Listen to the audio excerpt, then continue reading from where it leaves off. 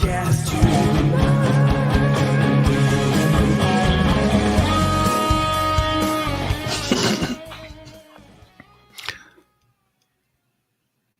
What is up? It is time for Making the Grade, our weekly look at the PFF grades for the Arizona Cardinals game that was, and it was not a great game. Let's be honest. We know this, all right? The Arizona Cardinals are 1-6, struggling mightily. We all know this. It's part of the rebuild. That is what it is. But we're going to look at the grades like we do every week, talk about what's going on, see what patterns are emerging, see who's making something happen. And we're going to talk about it. So let's say, hey, some of the folks in the chat. Don Hill dropping in here earlier. Thank you so much for such a thoughtful comment. I wish you were doing a breakdown of advanced analytics on the Suns. Thanks for crushing what you're doing, Joe. I appreciate you, Don. Don always posts really thoughtful comments on videos, and one of the OGs who's been around for a while with the channel. So thank you so much. We got Romboid Bubble. Wait. I don't know what that is, but thank you. Who's also very active in the Discord. If you aren't part of the TCR Discord, you need to join. There's a link in the description of the video. There's just a bunch of Cardinals fans hanging out there talking Cardinals stuff, and we got corners for other things like anime and Suns talk and just random interests. It's just a nice little community we built in there. So good times. Hey, yo, Eric Wallace. Hey, folks, don't worry. I'm not here to brag. Must be a Seahawks fan. But yes, you're right, Jake. This is going to be a rough report, man. It is. Chris Young, what is up, dude? Hey, everybody, excited for a hangout with Uncle Joe and the family. Of course, we have Grandizer doing what Grandizer does so well, supporting content creators, holding down the chat. Appreciate you. Hey, Joe, where are you going with that gun in your hand? Hey, Joe, I said we're going with a little Jimi Hendrix, right? Nice. I've heard that a few times before, right? Probably the best AZ coverage channel here, most level-headed around. Thank you. I appreciate that. I try to bring that energy that is balanced, data driven, maybe a little hopeful sometimes, but I try to keep it, objective as much as I can. A Seahawks fan, well, congratulations on the win. All right, so let's get into it. We're going to do what we do. We're going to look at the grades, and I always like to start out looking at the offensive line. So I sort this by pass, block, snaps. That usually gets them all up the top here. So looking at this, we got Paris Johnson Jr. grading about where he's graded. He's kind of been in the 50s and 60s throughout the season. I know a lot of people feel like that grade doesn't reflect his play. Not going to spend a lot of time on that. PFF grades are a metric. They're not perfect, but they are useful. If you don't believe in PFF grades, this is probably the wrong live stream for you. But you have to look at data through certain lenses. So he graded okay. This is kind of how he's graded all season. We'll just take a quick look. Throughout the weeks, it's kind of been in there. Some a little bit better, some a little bit worse, but a lot of games kind of in that range. For a rookie, that's not too bad, right? Still like what we're seeing out of him overall. Will Hernandez had an okay game, not his best game, sort of mediocre. Jake saying Boye Mafe had his number.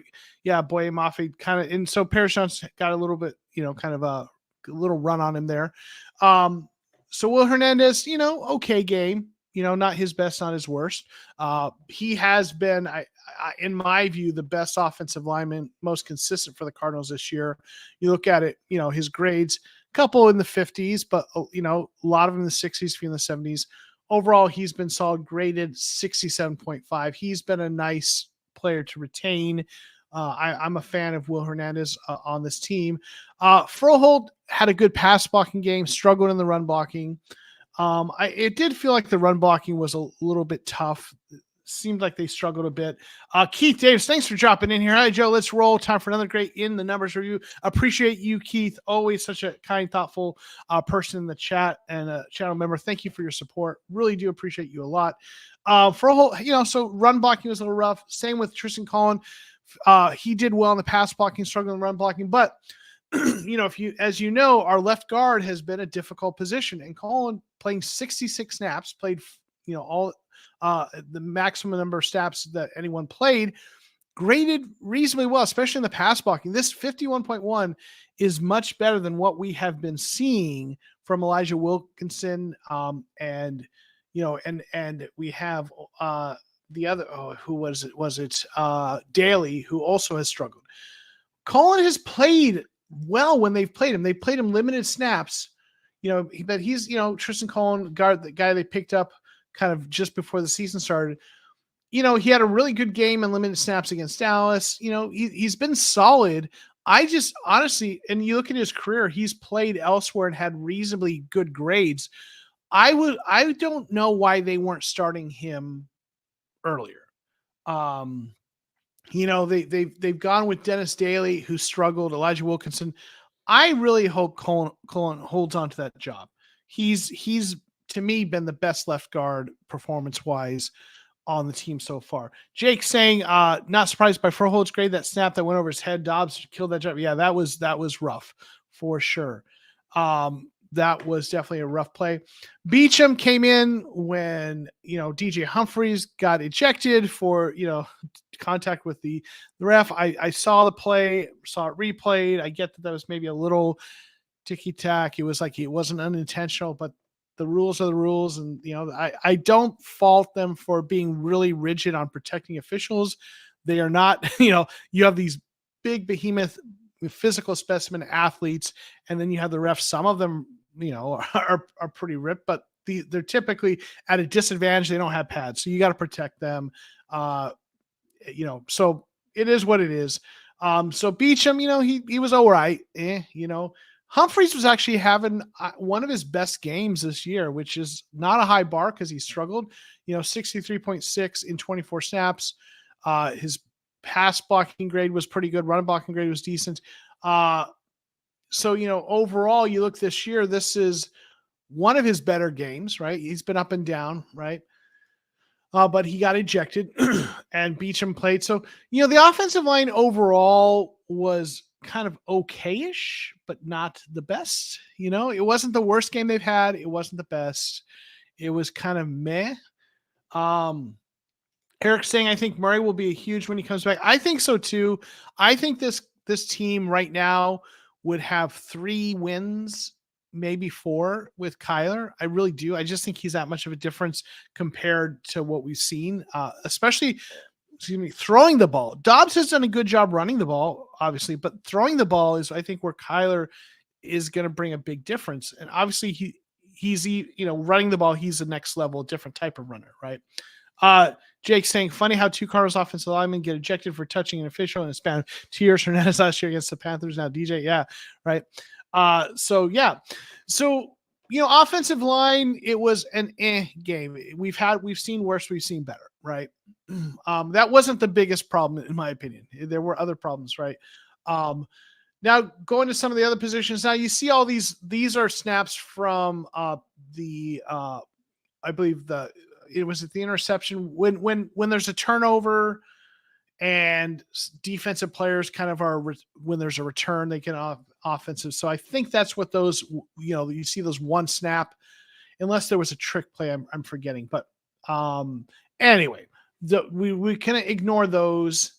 Get down here to the tight ends. So we've talked about the tight ends. We've been looking at Trey McBride and, his snap count and how that compares to Ertz, and is he overtaking Ertz? Now we do see he had 1 more snap than Ertz. Ertz had one more pass attempt snap in terms of going out and running a route, but McBride had 1 more snap. So last week McBride led all tight ends in snaps. He had last week it was 44. This week, and I think this is just a week-to-week game plan sort of a thing. He was back down to 36. Still led all tight ends, but it was closer margin between him and Zach Ertz. And you see overall his grade is 65 for the season.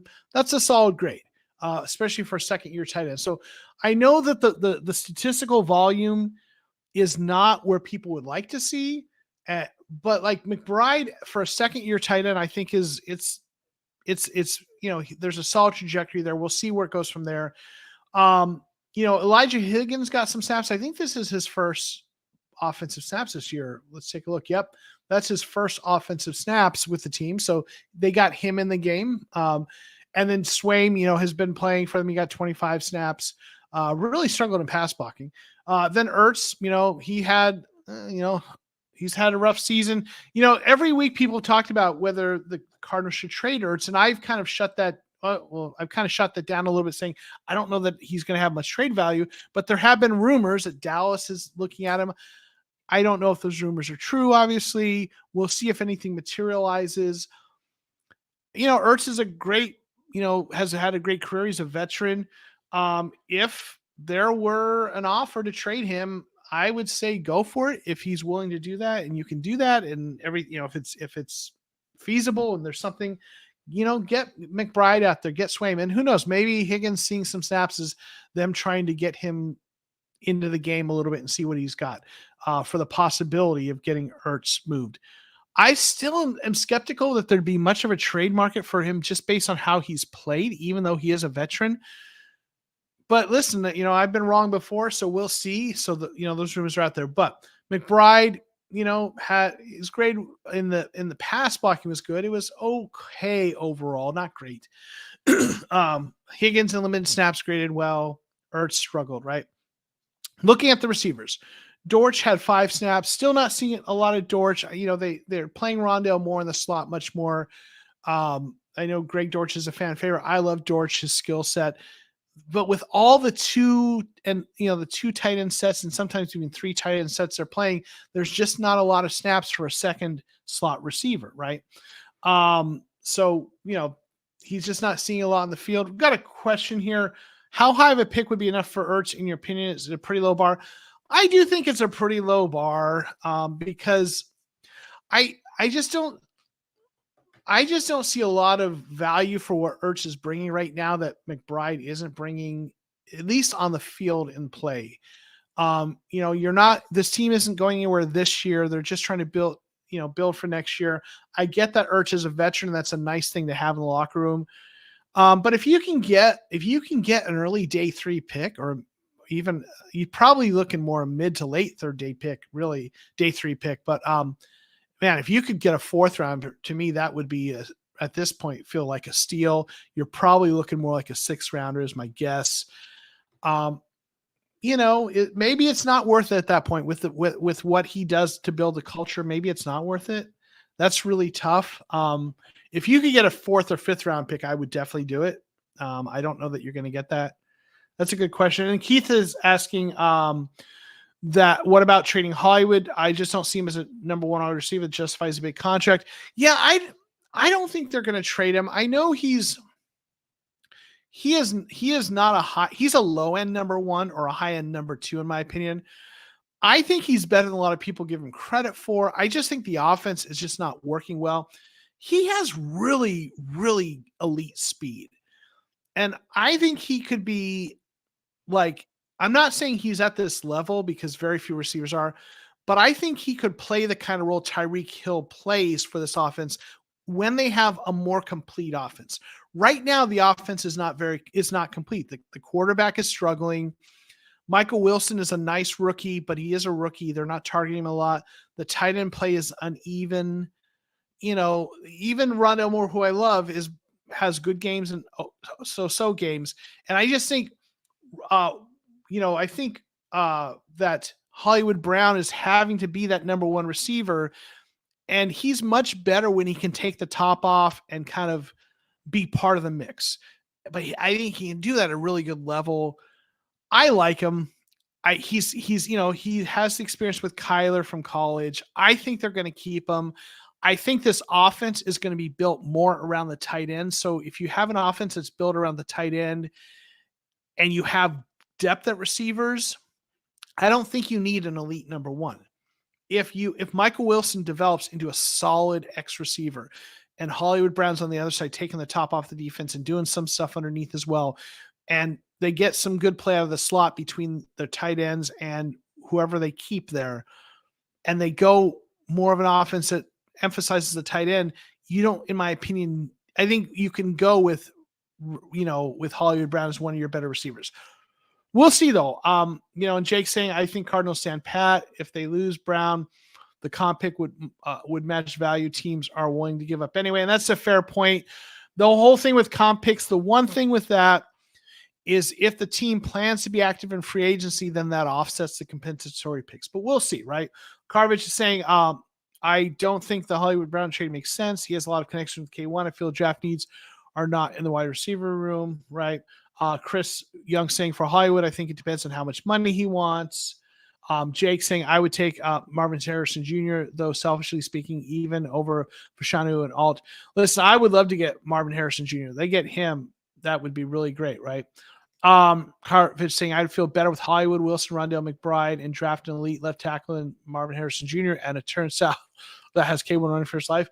Like, yeah, if the kind of offense they're going to build here, again, is going to emphasize, I think, running backs and offensive line, kind of setting things up, a lot of play action bootleg, a lot of tight ends, and if you don't need an elite receiver if you have depth and tight ends with the kind of offense I think they're going to provide.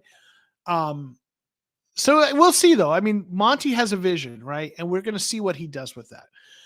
So going back to the receivers, Rondell Moore I think this was grade-wise at least, maybe his best game of the season. It was one of the best. Let's take a look.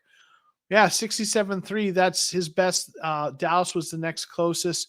His run grade was really good. His receiving pass grade was okay. So, I think they show the stat, and I think a couple people, or multiple people have probably seen it. I think it's been shared a couple different places during the game and elsewhere, that Rondell Moore leads all wide receivers in rushing yards. They're using him as a gadget player, no doubt. So it's been interesting to see that. I don't know what the future is for him.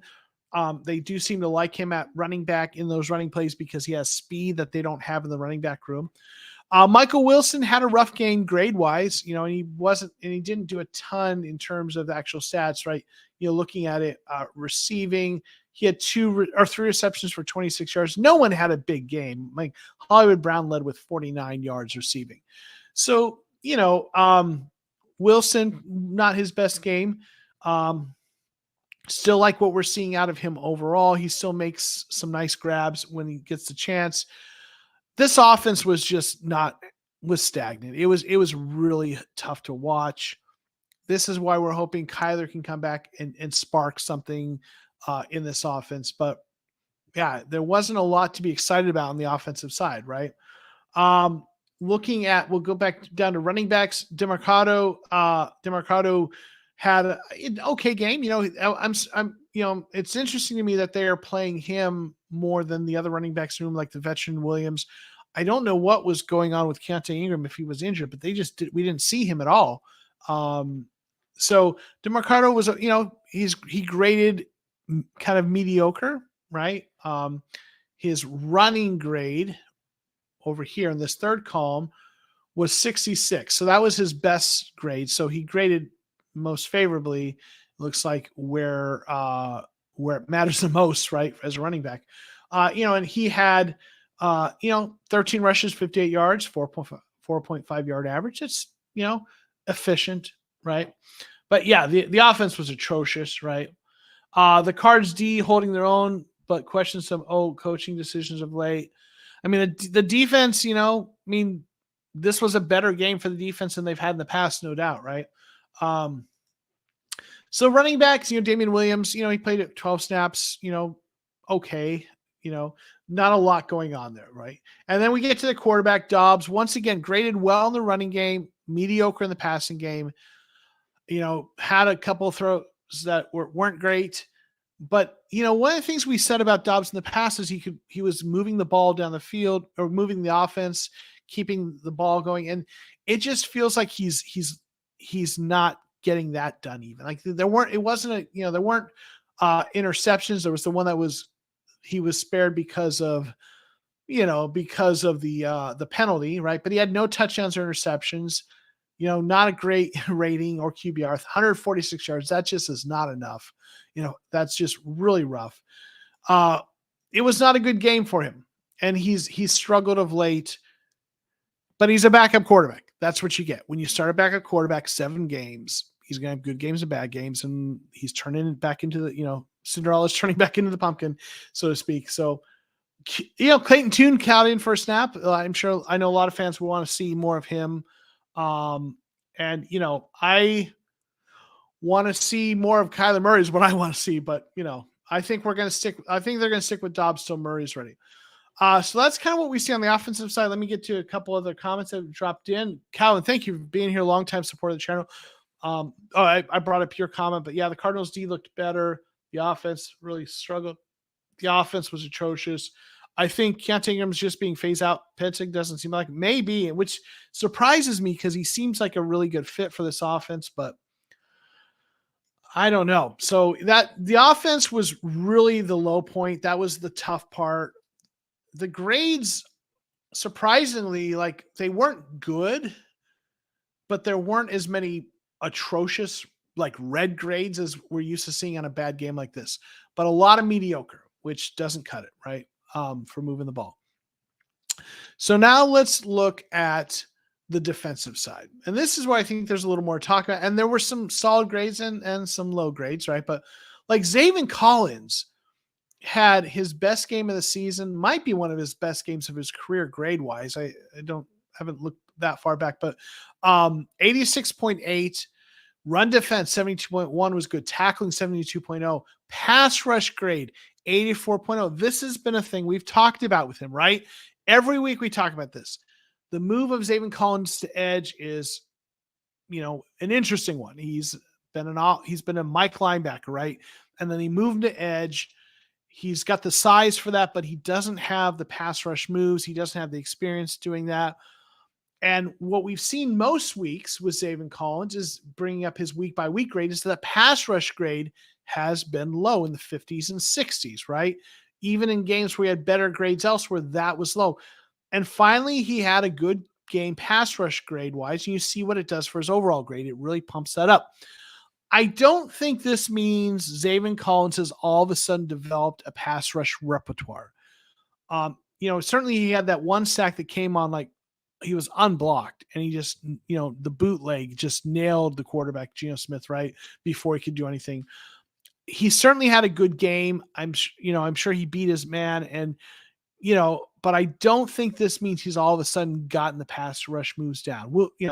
I think it's still a work in progress, but it was nice to see, no doubt, his grade, in the pass rush be high, right? Roy Lopez at nose tackle had a solid game. Tackling grade was a little bit low, but his run defense grade was good. That boosted that. Andre Shasher, I never pronounced his name right. He's continued to surprise me. He's a guy who, and we've looked at him before. In his career, his grades were like, you look at this before this year in the 30s with Philly, right? In limited snaps, but like that is really bad. And now he's grading in the 60s, right? He's had some down games, but some good games. So he is, filling in at safety. He has held his own, which has been a pleasant surprise. BJ Ojulari had probably his best game grade wise, and he had 20 snaps. His grade 69.8. Pass rush grade 74.4. Let's take a look at, I don't know. Yeah, this isn't the most snaps he's had. It's the second most against Cincinnati at 22, but his snaps seem to be trending up. His grade is better. Still waiting for a sack, but he's got a quarterback hit, got a little bit of pressure. Seeing, we're seeing them getting him on the field, which is nice. Even if he's not starting, the fact that he's getting some snaps is good. He's graded reasonably well throughout the season. For especially for a rookie. So that's nice to see. Josh Woods, middle linebacker, had a solid game grade-wise. Kaiser White also. So the linebackers were solid. Cameron Thomas, man, he has been just steady right there. Like the pressure numbers aren't there, but he's been solid in terms of like just 60s in the grades. Like just look at week in, week out with one exception, San Francisco, okay? Aside from that game, which was really rough for him, and even that was brought down more by the coverage grade if you look at it, though the run defense was a little bit low, but like in the mid 60s pretty much every week except for that. The sacks aren't there. He doesn't have any sacks. We want to see that, right? So there's some pressures, but he seems to be solid in terms of, helping with the runs and stuff like that, right? Gardeck had a mediocre game. His pass rush grade wasn't great, Gardeck's going to do what Gardeck does. He's going to be energy and present. It's an okay grade. Kevin Strong. Actually, let's break this up. Let's get into the positions. I'm going just down by grade. Let's look at the safeties, right? Shasheri, we looked at him. Baker struggled a little bit in coverage first game back, but also there is this kind of effect that you have to think about. They put a player like Budda Baker, especially with a defense like this, with all the young players and such, and the players that are kind of bubble players. One of the things that happens, and this, I did an interview with Eric Eager, who is with Sumer Sports and was previously with PFF, and he's a data scientist who's behind like how PFF does what they do, knows their stuff obviously better than anyone. And he talked about, you have a player like this who draws difficult assignments. They ask a lot of him, so he's often doing more difficult things in terms of covering better players or having to cover more space or whatever it is they're asking of him. A really good player like him, and the grade is sometimes lower than it would be if he was being given a more common or normal assignment. So when I look at someone like Budda Baker, I always take that within that context. But his coverage grade is a little bit rough. His run defense and tackling were solid. Again, first game back off IR. I'm gonna just be glad he played and expect better days. So let's see, looking at slot cornerback Garrett Williams, this one has drawn a lot of questions, and I have questions about it too. Garrett Williams had a really good game, had the interception. His grade, tackling is solid, run defense okay, overall the coverage grade 51.3 feels a little low to people, and I get that. So I took a little bit closer look at this, and I know some folks talked about this in the Discord. When you look at it, like he was targeted 4 times, or his receiver, right? His man was targeted 4 times, 2 receptions, so it's 50%. Only gave up 15 yards, right? It didn't give up a touchdown. Had an interception. So you look at that, and I think this end here, when I zoom, it makes it so you can't read this, but I think that's NFL passer rating. A lot of ridiculously low passer rating. So I know people are looking at like, how in the world is his grade not better? And I don't know like for sure the answer to that question, but here's my best attempt to explain it, my suspicion, but I don't know exactly all that goes into the algorithm, so to speak, or the formula for this. But he had 26 total snaps, right? 8 run defense, 18 coverage snaps. Those 18 coverage snaps are the ones that really matter, right? That's where this grade is. And this coverage grade is really what brought him down. Okay. And that's where the question mark is.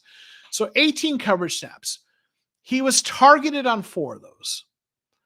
On at least 2 of them, they were incomplete. Now, one was an interception, right? Obviously the interception, he made a good play. So that's a positive grade on that play. The other incomplete, maybe it was a positive grade. Maybe it was a bad throw. We don't know, right? The 2 completions, wouldn't get it necessarily a positive grade, depending on what, how he played it. Maybe the grade would be okay. Sometimes there can be a reception, but you did everything you can and the grade is just still low. But there are still, you take those 4 targets, right? There are still 14 snaps that are not targeted snaps. There are 14 snaps that don't play into those 15 yards or that passer rating when targeted, or the completion reception percent. There are 14 snaps where graders watched the film on Garrett Williams and they looked at what he did. And they looked at, did he get beat? Did he have good leverage? Whatever it is they're looking at. Did he cover his man well, or did the man get open? Did he miss an assignment? They look at that.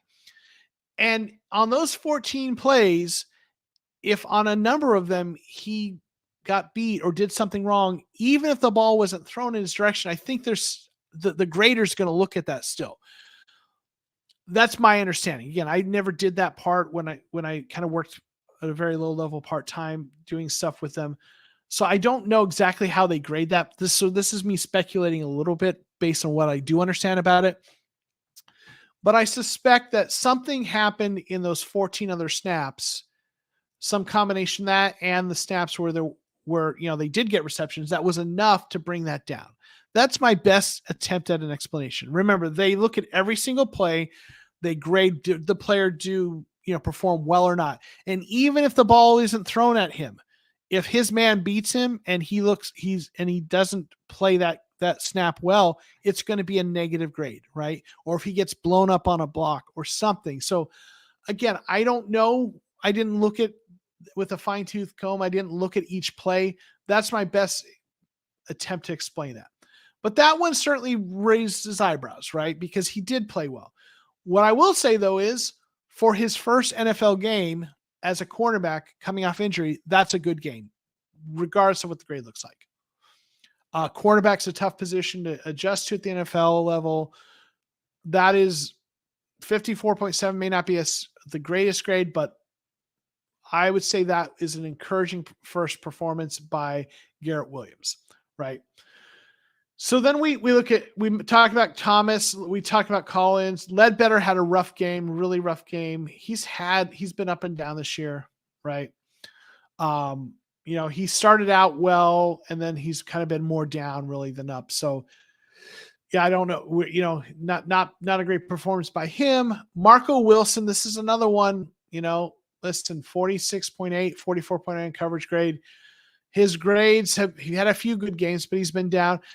But they're playing him as a number one cornerback, and Marco Wilson right now should not be a number one cornerback. He has the physical tools, but he is having a hard time. He's getting beat, and those coverage grades are rough.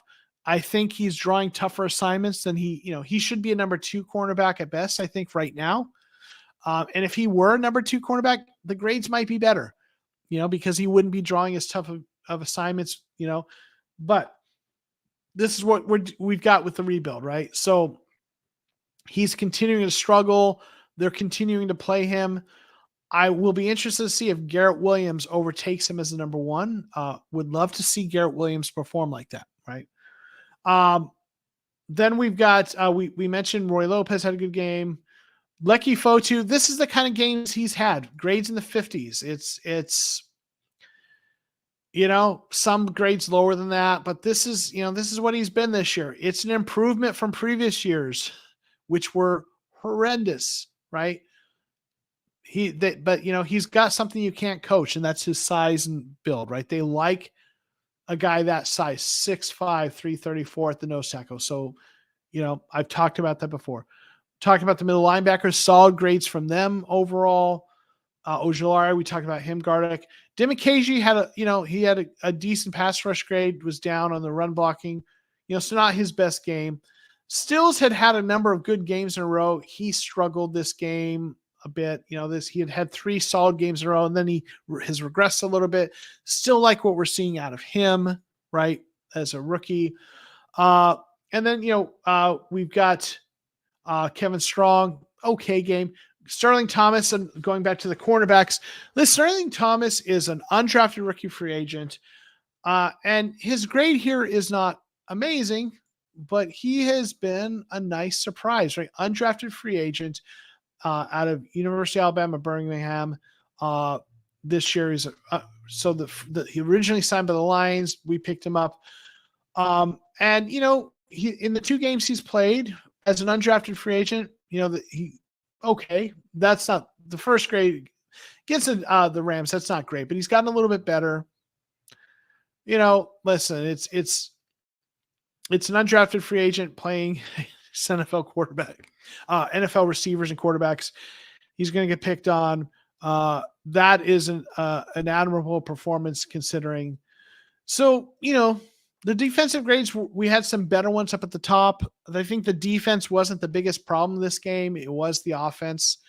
This was one of the better defensive performances by the Cardinals. That's not a high bar again, of late, certainly only giving up 20 points, right?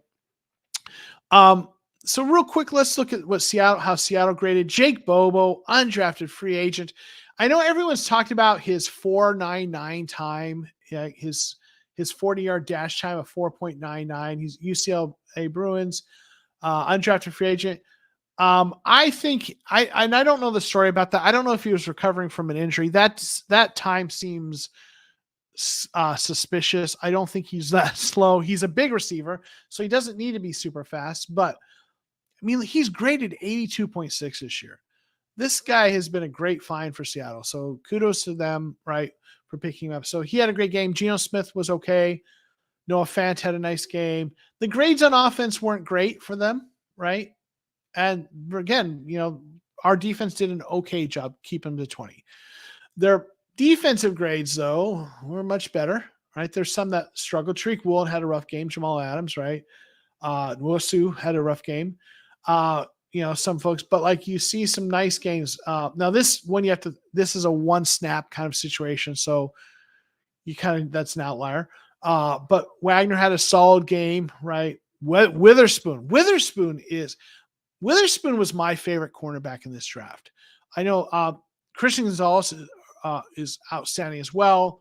Obviously he's injured right now, but Witherspoon, look at these grades.